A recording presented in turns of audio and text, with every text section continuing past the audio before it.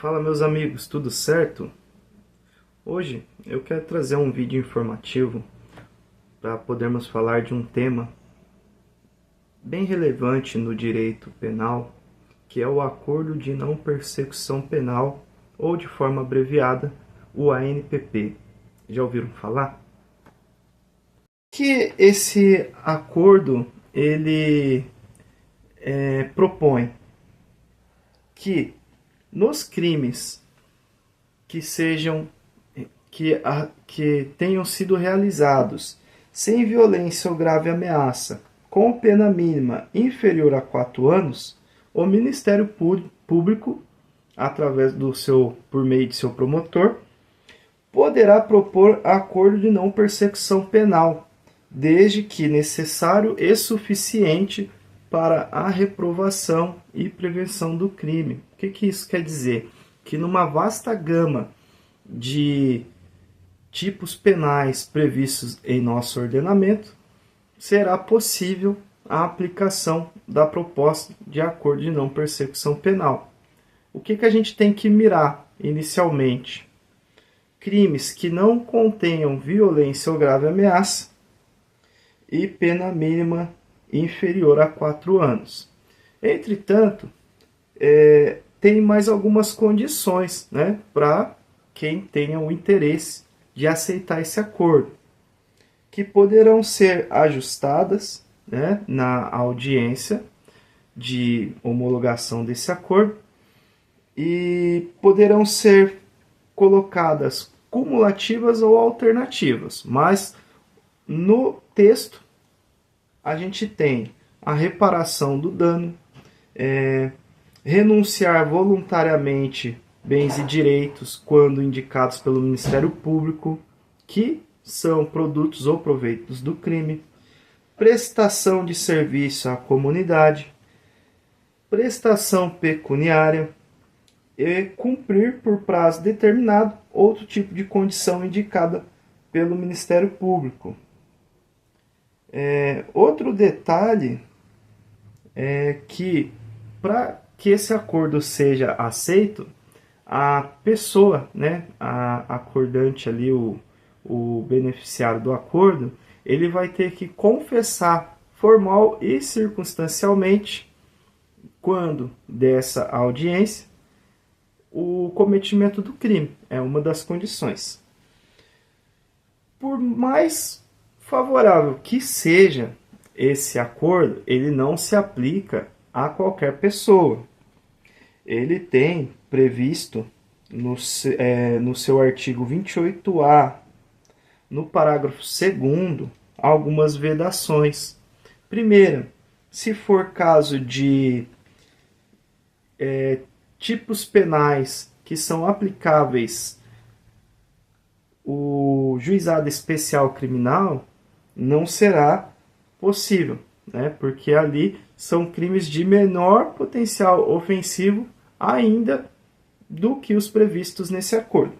Então, provavelmente também porque quando trata de juizado especial, já direto na delegacia, já é feito o termo circunstanciado e direcionado para o acusado, para o juizado especial. Aqui a gente está tratando de uma situação diferente.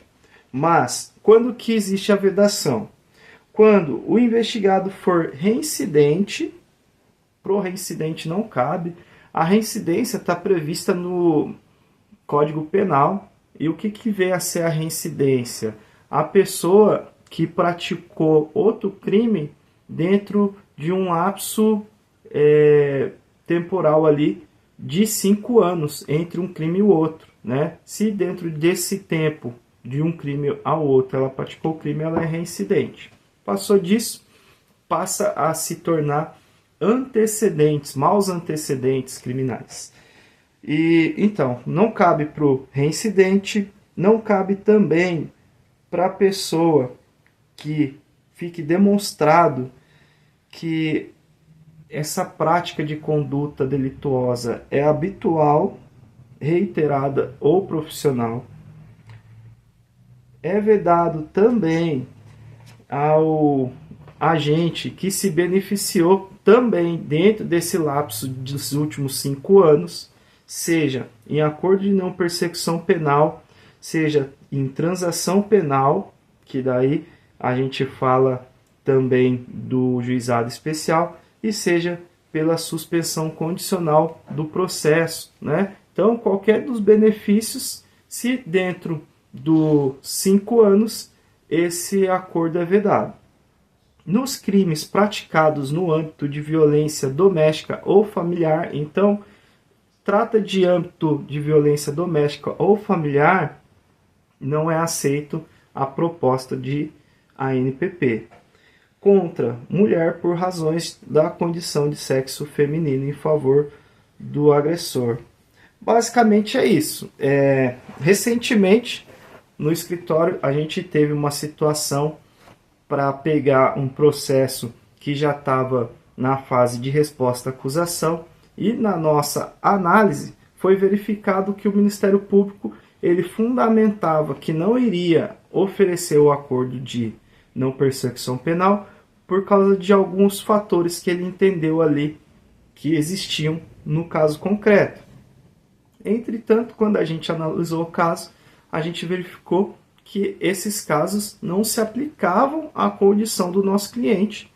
Solicitamos ao juiz, como preliminares, que antes de analisar o mérito da peça, que fosse remetido os autos ao órgão superior do Ministério Público, que também é previsto nesse artigo 28A do Acordo de Não Persecução Penal, para o órgão revisional analisar os pedidos e os fundamentos e ver se cabe alguma modificação no afastamento do acordo. No nosso caso, foi entendido que sim, o nosso cliente ele preenchia todas as condições e requisitos e conseguimos para ele reverter a situação de um processo que já tinha iniciado e voltamos à esfera extrajudicial, aonde foi proposto o acordo de não persecução penal, onde discutimos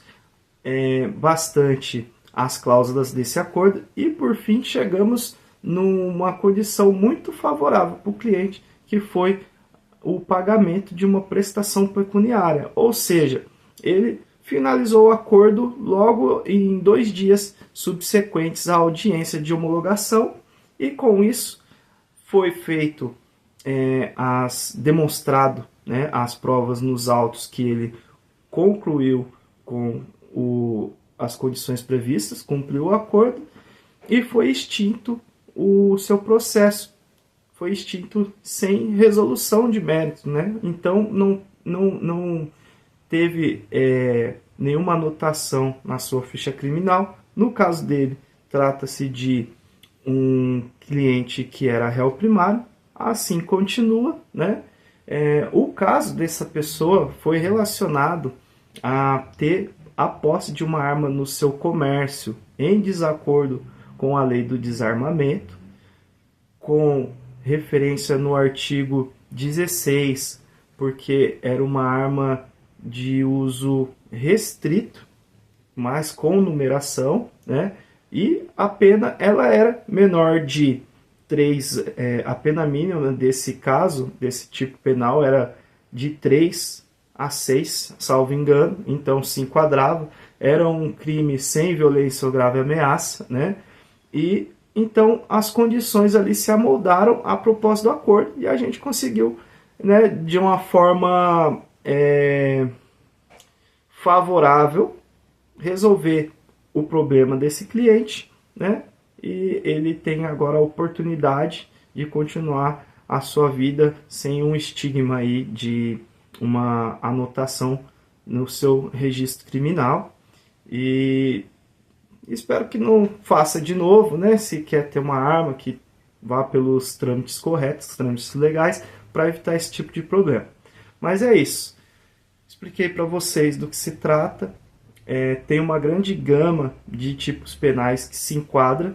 Muitas pessoas também se enquadram. Não cabe só para o réu primário, cabe também para a pessoa que tenha antecedentes, a depender das outras circunstâncias, né? E o Ministério Público tem que entender que seja cabível, tá bom? Se gostou do vídeo, curte, compartilha, não esquece da importância, se estiver passando por uma situação como essa, da importância de estar acompanhado de um advogado criminalista, porque ele pode analisar a sua situação de fato, verificar quais são as possibilidades favoráveis, né?